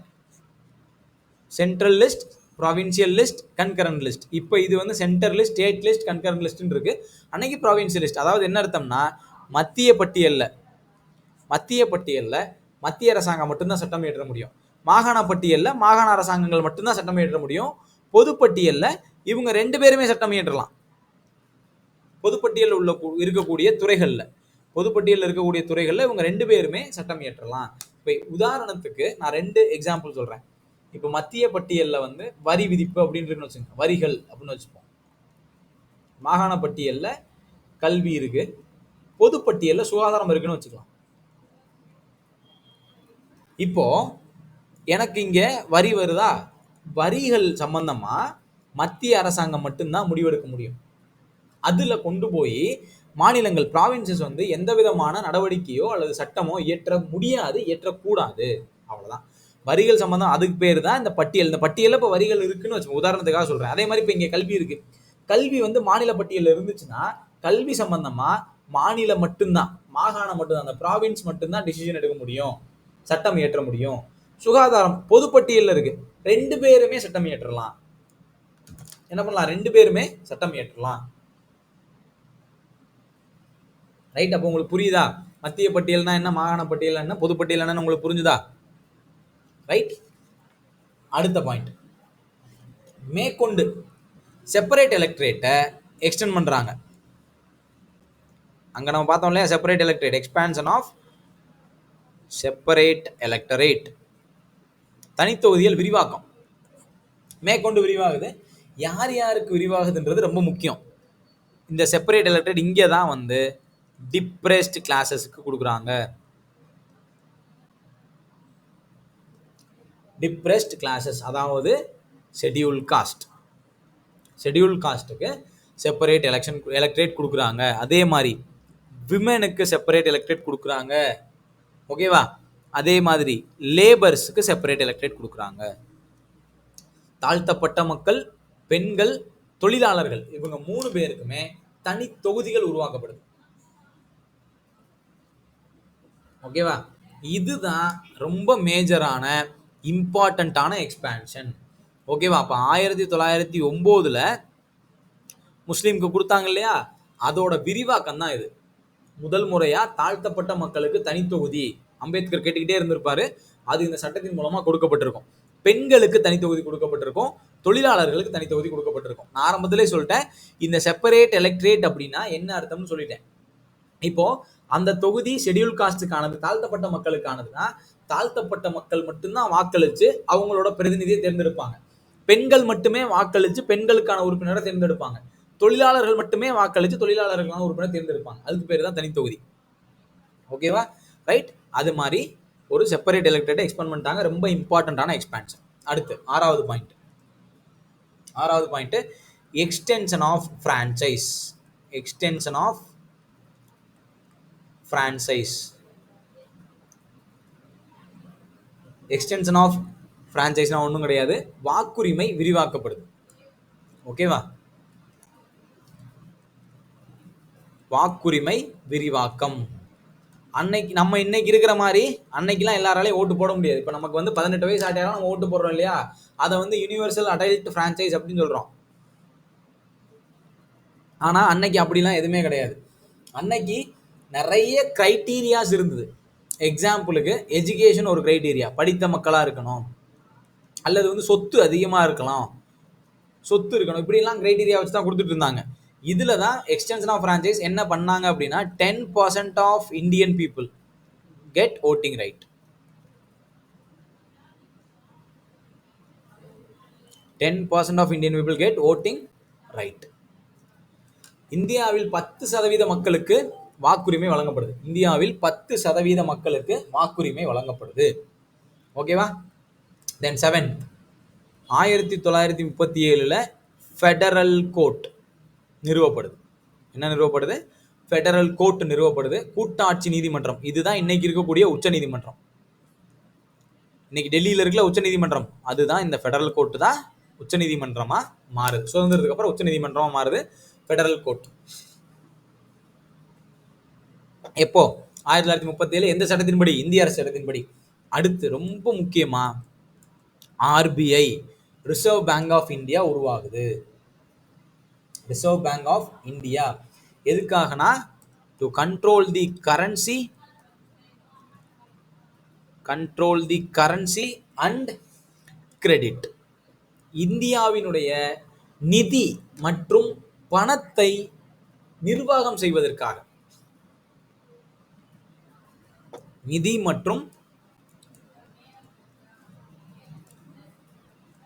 மற்றும் பணம் நிர்வாகத்திற்காக ரிசர்வ் பேங்க் ஆஃப் இந்தியா உருவாகுது. அப்போ இன்னைக்கு இருக்கிற நம்மகிட்ட இருக்கிற முக்காவாசி ஸ்ட்ரக்சர் பிரிட்டிஷ்காரனை உருவாக்கி வச்சுட்டான். ஓகே, அப்போ கோர்ட்டு கிரியேட் பண்ணியாச்சு, ஆர்பிஐ கிரியேட் பண்ணியாச்சு. ஓகேவா? இப்போ நம்ம போனதுல 1927 பப்ளிக் சர்வீஸ் கமிஷன் சொன்னோம் இல்லையா, அதோட எக்ஸ்டெண்டட் வெர்ஷனா சென்ட்ரலைஸ்டு பப்ளிக் சர்வீஸ் கமிஷனை கிரியேட் பண்றாங்க. ஓகேவா? Federal public service commission. Federal public service commission கூட்டாட்சி பணியாளர் தேர்வு வாரியத்தை உருவாக்குறாங்க. கூட்டாட்சி அரசு பணியாளர் தேர்வாணையம். அரசு பணியாளர் தேர்வாணையம் உருவாகுது. இது ஆல்ரெடி 1927 உருவாயிருச்சு. அதை எக்ஸ்பாண்ட் பண்ணி ஃபெடரல் பப்ளிக் சர்வீஸ் கமிஷனா மாத்துறாங்க. இது போக அவங்க என்ன பண்றாங்க, ப்ராவின்ஸ்ல மாகாணங்கள்ல அதே மாதிரி பிஎஸ்சி உருவாக்குறாங்க, பப்ளிக் சர்வீஸ் கமிஷன் உருவாக்குறாங்க. தேவைப்பட்டா நீங்க என்ன பண்ணிக்கலாம், ஜாயிண்ட் பிஎஸ்சி உருவாக்கிக்கலாம். ஜாயிண்ட்னா ஒருங்கிணைந்த பப்ளிக் சர்வீஸ் கமிஷனை உருவாக்கிக்கலாம். இது மூணையும் உருவாக்குறாங்க. ஓகே, எக்ஸாம்பிளுக்கு இந்த ஃபெடரல் பப்ளிக் சர்வீஸ் கமிஷன்னா யூபிஎஸ்சி, ப்ராவின்ஸ் பப்ளிக் சர்வீஸ் கமிஷனுக்கு எக்ஸாம்பிள் நம்ம டிஎன்பிஎஸ்சி சொல்லலாம். தமிழ்நாடு அரசு பணியாளர் தேர்வாணையம் தமிழ்நாட்டுக்கானது, அது மாதிரி. அதே மாதிரி ஜாயிண்ட் பப்ளிக் சர்வீஸ் கமிஷன் அப்படிங்கிறது 2 or more ஸ்டேட்ஸுக்கு காமனாக இருக்கக்கூடியது. 2 அல்லது அதற்கு மேற்பட்ட மாநிலங்களுக்கு ஒருங்கிணைந்த பப்ளிக் சர்வீஸ் கமிஷனாக இருந்துச்சுன்னா அதுக்கு பேர் ஜாயிண்ட் பப்ளிக் சர்வீஸ் கமிஷன். இதை உருவாக்குறாங்க. ஓகேவா? ரைட். இது போக இன்னும் ஒரு முக்கியமான பாயிண்ட் இருக்கு, 10வது பாயிண்ட், அதை எழுதிக்கங்க. That is the last point in this act. Burma இணைக்கப்பட்டது.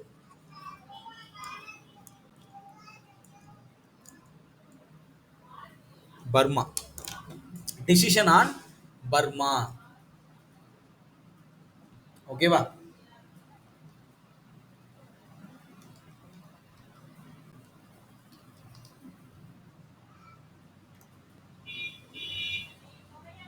ரைட். பர்மா என்ன ஆக்கப்படுதுன்னா தனி நாடா மாற்றப்படுது. அதாவது இந்தியாவிலிருந்து பர்மா நீக்கப்பட்டது. அதை மட்டும் நோட் பண்ணிக்கங்க. டிசிஷன் ஆன் பர்மா, பர்மாவை தனி நாடாக்குறாங்க. இந்தியாவிலிருந்து பர்மா பிரிக்கப்பட்டுச்சு. ஓகேவா? ரைட். இதுதான் ரொம்ப ரொம்ப முக்கியமான ஒரு ஆக்ட். நிறைய தடவை கேள்வி கேட்டிருக்காங்க. ஓகேவா? தென் கடைசியா இண்டிபெண்டன்ஸ் ஆக்ட் ஆஃப் 1947, இந்திய சுதந்திர சட்டம் 1947.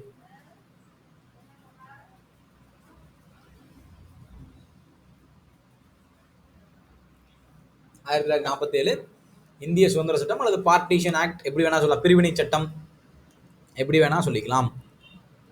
பார்ட்டிஷன் ஆக்ட், பிரிவினை சட்டம் அப்படின்னு கூட சொல்லலாம். ஓகேவா? ஸோ இதில் நீங்கள் தெரிஞ்சுக்கிறதுக்கெலாம் ஒன்றும் இல்லை. ஒரே ஒரு பாயிண்ட் தான், ஒரே நாடாக இந்தியா பாகிஸ்தான் அப்படின்னு 2ஆ பிரிஞ்சிருச்சு. ஆகஸ்ட் 15, 1947 ஒரே நாடாக இருந்த இந்தியா மற்றும் பாகிஸ்தானா பிரியுது. பிரிகிறதுக்காக அவங்க என்ன பண்ணாங்க அப்படின்னா, நீங்கள் உங்களுக்கான அரசியலமைப்பை ஏற்றிக்கொள்ளலாம், உங்களுக்கு தேவையான அரசியலமைப்பை ஏற்றிக்கலாம், அப்படின்னு தனியாக ஒரு சட்டத்தை ஏற்றி 2 நாடுகளையும் தனித்தனியாக பிரிச்சுட்டாங்க. ஓகேவா? இதுக்கப்புறம் இந்தியா தனக்கான அரசியலமைப்பு உருவாக்க ஆரம்பிக்குது. Okay, making of Indian constitution. அதை நம்ம அடுத்த கிளாஸில் பார்க்கலாம். ஓகேவா? இதோட மொத்தமாக ஹிஸ்டாரிக்கல் பேக்ரவுண்ட் முடியுது. நான் சொன்னதெல்லாம் உங்களுக்கு புரிஞ்சிருக்குன்னு நினைக்கிறேன். எல்லா இம்பார்ட்டண்ட்டான பாயிண்ட்டையுமே உங்களுக்கு நான் எக்ஸ்பிளைன் பண்ணியிருக்கேன். ஸோ இதை பேஸ் பண்ணி நான் குரூப்பில் இன்னைக்கு போட்ட மெட்டீரியல் படித்து பார்த்தீங்கனாலே ஹிஸ்டாரிக்கல் பேக்ரவுண்டில் என்ன கேள்வி கேட்டாலும் உங்களால் ஆன்சர் பண்ண முடியும். அந்த அளவுக்கான கண்டென்ட் உங்களை வந்து சேர்ந்துருக்கு. ஓகேவா? ஸோ நாளைக்கு கிளாஸில் நம்ம என்ன பண்ணலாம் அப்படின்னா மேக்கிங் ஆஃப் இந்தியன் கான்ஸ்டியூஷனை ஃபுல்லாக பார்க்கலாம். சரியா? மேக்கிங் ஆஃப் இந்தியன் கான்ஸ்டியூஷன் டீட்டெயிலாக பார்க்கலாம். நாளைக்கு கிளாஸோட டைமிங் வந்து நான் குரூப்பில் போடுறேன். இதே மாதிரி கூகுள் மீட்டில் இருக்கும். நாளை கிளாஸில் மீட் பண்ணுவோம். ஓகேவா? இதோட ரெக்கார்டட் வீடியோ யூடியூப்லேயும் அப்லோட் ஆகும், நம்மளோட கிளாஸ் பேஜ்லேயும் அப்லோட் ஆகும். பார்த்துக்கங்க. தேங்க்யூ. நம்ம நெக்ஸ்ட் வீடியோவில் மீட் பண்ணலாம்.